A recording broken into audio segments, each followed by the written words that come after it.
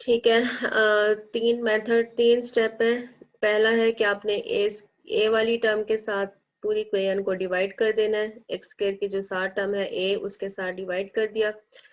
उसके बाद आपने क्या करना है कि एक्स वाली टर्म्स को एक तरफ रहने देना है, कांस्टेंट टर्म दूसरी तरफ शिफ्ट कर देनी है। तीसरी चीज क्या है कि एक्स के साथ जो टर्म है उसके हाफ को बोथ साइड ऐड कर देना है। ऐड करने से यहाँ पर एक स्क्वायर बन जाता है। बोथ साइड आप स्क्वायर रूट ले लेंगे तो आपके पास सोल्यूशन आ जाता है। नेक्स्ट है सवाल नंबर 18 है, solve by quadratic formula. Quadratic formula लगाकर सवाल को सॉल्व करें। X square minus 0.1 X minus 0.4 equals to 0। ठीक है, X square minus 0.1 X minus 0.4 equals to 0।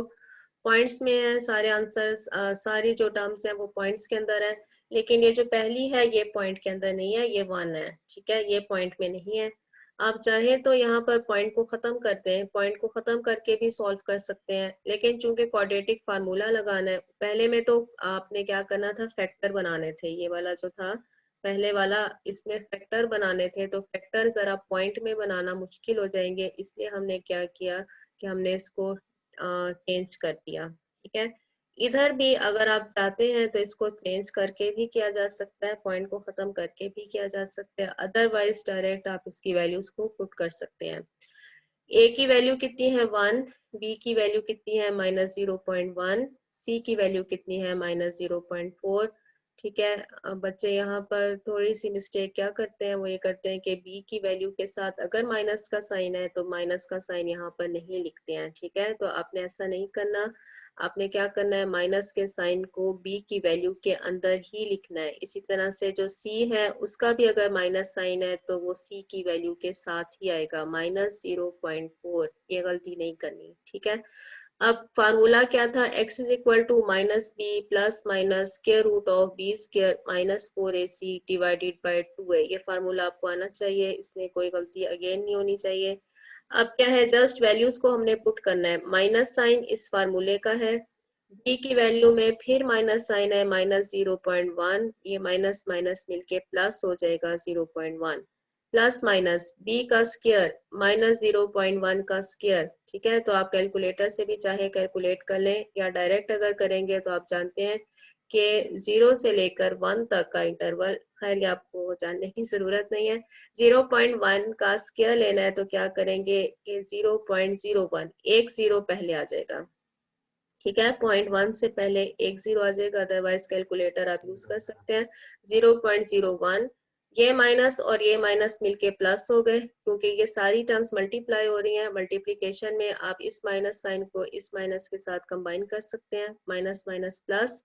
4 multiply हुआ 0.4 के साथ तो 1.6 आया। ठीक है, जैसे 4 को 4 से जरब देते हैं तो 16 आता है, लेकिन अब चूंकि पॉइंट आ रहा है तो इसका मतलब है कि ये 1.6 आ जाएगा डिवाइडेड बाय 2। सही है, ये सारा काम आप कैलकुलेट कर सकते हैं। 1.6 में आपने ऐड किया 0.01 तो ये 1.61 आ गया। ठीक, डिवाइडेड बाय 2, यहाँ पर हमारा ये सॉल्व हो गया। इसको हम सोल्यूशन सेट के अंदर लिख लेंगे। सोल्यूशन सेट है हमारे पास 0.1 plus minus square root of 1.61 divided by 2। ठीक है, और अगर आप चाहते थे कि आप इसको क्वाड्रेटिक सॉरी पहले पॉइंट को खत्म कर लें, तो पॉइंट को खत्म करने से क्या होगा कि एक्स स्क्वायर और यहाँ पर आ जाएगा डिवाइडेड बाय 10। बच्चे कम नहीं हो गए, पहले ज्यादा थे। एक्स स्क्वायर, ठीक है, और ये यहाँ पर है -0.1 एक्स, 0.1 एक्स, और फिर है -0.4, आपकी अपनी मर्जी है, 0.4 इक्वल्स टू 0।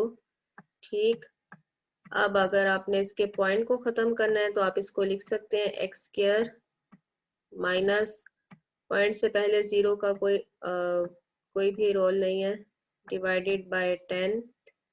पॉइंट को खत्म किया 1 आया, पॉइंट के बाद एक वैल्यू है इसलिए 0 एक ही आएगा, -4 लिखा, डिवाइडेड बाय, पॉइंट को खत्म किया 1 आया और पॉइंट के बाद एक ही वैल्यू है इसलिए एक ही 0 आएगा, इक्वल्स टू 0। ठीक है, अब इस स्टेप पर आप एलसीएम लेंगे, 10 एलसीएम आएगा। ठीक, 10 एलसीएम आया। ये वाली टर्म इसके साथ मल्टीप्लाई होगी तो कितना आ जाएगा, 10x² और -x और -4 इक्वल्स टू 0। ऐसे भी आप चाहें कर लें। ये वाला 10 उधर चला जाएगा, 0 हो जाएगा। 10x² -x -4 वैल्यू आएगी। यहाँ से आप a b c लिखें, उसको फार्मूले के अंदर पुट कर दें। ठीक है, जैसे मर्जी आप इसको सॉल्व कर लें, आपके पास सेम आंसर आएगा।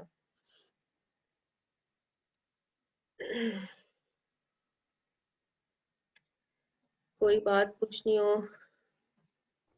मैम आगे मैम इस समझ जी बोले, एक एक करके बोले। मैम इस बुक के 15 चैप्टर्स हैं तो हमने सारे के सारे ही करने हैं। नो मैम, इस बुक के 15 चैप्टर, आपकी बुक में 15 है, मेरी बुक में 12 है। नहीं, मेरी बुक में मैम 15 है। आपके पास पुरानी बुक तो नहीं है? नहीं, मैंने तो मैम न्यू ली है। Ma'am 12वां chapter. मैम 12 ऐसे चैप्टर होगा, के दो ऐसे होगा है। कि यही जो क्वाड्रेटिक है ये आपके एक ही चैप्टर के ऊपर है। सारा क्वाड्रेटिक इक्वेशन का चैप्टर एक ही है, चैप्टर नंबर 8, या उसको उन्होंने डिवाइड किया हुआ है, एक से ज्यादा हिस्सों में लिखा हुआ है? नहीं, एक ही है। एक ही है, 6 एक्सरसाइजेज हैं, ऐसे ही इसमें है। तो 9 है मैम, चैप्टर में 9 एक्सरसाइजेज हैं। आप ऐसे कीजिएगा ना कि आप अपनी बुक का, वैसे जो मेरे पास बुक है उसमें 12 चैप्टर्स हैं। ठीक है, तो आप ऐसे कीजिएगा कि जो जहाँ पे लिखे हुए हैं चैप्टर नाम और उनकी सारी डिटेल, बिल्कुल शुरू में जहाँ पे चैप्टर लिखे होते हैं कि ये इस पेज पर है, ये इस पेज, यस मैम।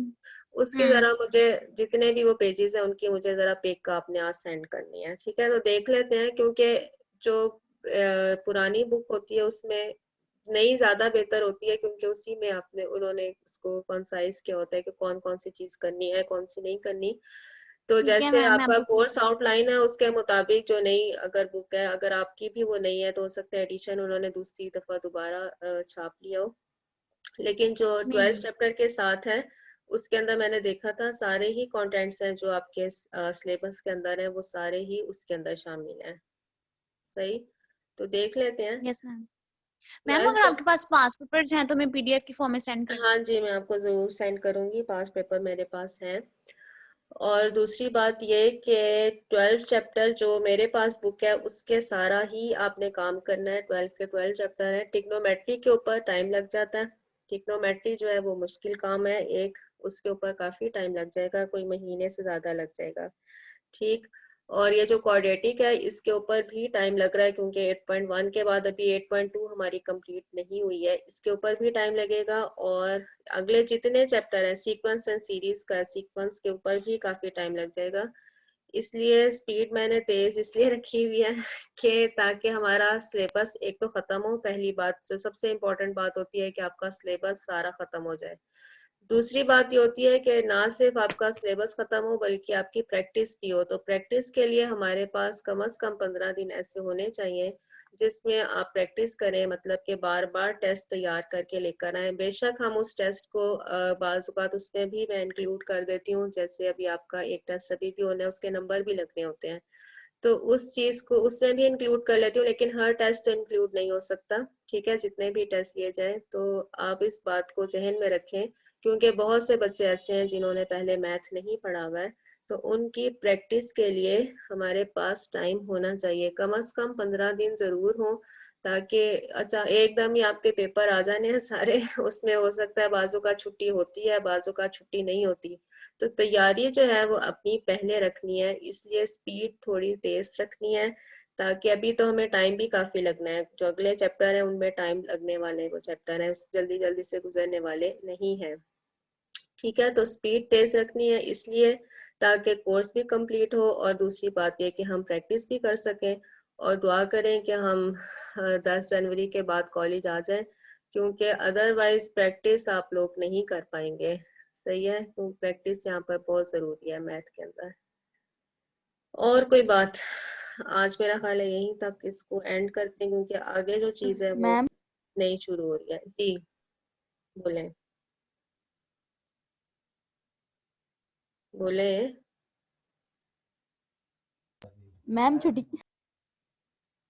छुट्टियां होंगी सर्दी की। नहीं जी, सर्दियों की बीएस को छुट्टियां नहीं है, इंटर लेवल पर छुट्टी क्यों है। मैम? 25 तारीख से छुट्टियां शुरू हो रही हैं, 25 से लेकर 10 जनवरी तक इंटर को छुट्टी है, लेकिन बीएस किसी भी प्रोग्राम के अंदर छुट्टी नहीं है। तो आपको छुट्टियां होती तो हैं, 3-3 4-4 छुट्टियां होती हैं, 3 दिन आपने पढ़ना मैम होता उसमें असाइनमेंट्स वगैरह बनानी पड़ती है, मैम ये ऐसी बात। छुट्टियां नहीं होती, बहुत ज्यादा वर्क करना पड़ता है इनमें। है। कोई बात नहीं, मैम अब पढ़ना तो है, सेमेस्टर का रूल ही है ये, सेमेस्टर मैम सिस्टम का, कि आपने पढ़ना बहुत है जी। और कोई बात? मंडे को इंशाल्लाह फिर आपका टेस्ट होगा, सही है। तो टेस्ट का मैंने आपको मेथड बता दिया था, 7 चैप्टर का टेस्ट है, पहले 8 सवाल ही हैं, बस वही आपने मैम तैयार। जो हमारे पेपर्स होने थे जनवरी में मिड टर्म के, वो नहीं होंगे अब? वो इस तरह से मिड टर्म होनी तो लाजमी है। अब अल्लाह करे कि हमारा कॉलेज खुल जाए तो 15 जनवरी के बाद, मेरा ख्याल से 15 से 20 जनवरी के अंदर टेस्ट हो जाएंगे, ठीक। लेकिन अगर खुदा ना खास्ता ऐसा होता है कि ये लॉकडाउन ज्यादा हो जाता है तो फिर हमें बताए, क्योंकि पिछली दफा पूरा सेमेस्टर इसी तरह चला गया था।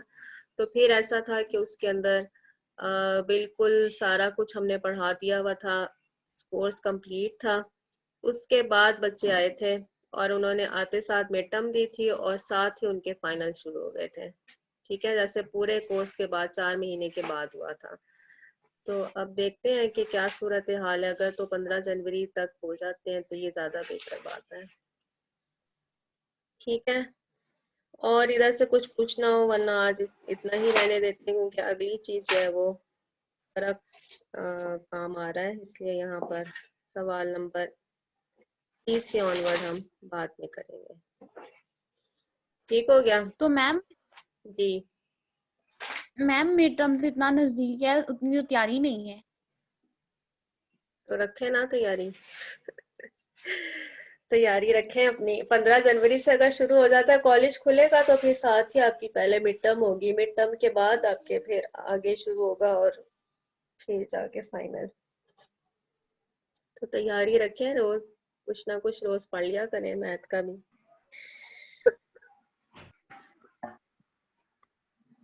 ठीक हो गया। और कोई बात? आज एक बच्ची ने टेस्ट भी देना था, वो चले वो बाद में हो जाएगा। ओके जी, ओके मैम, अल्लाह हाफिज। खुदा हाफिज।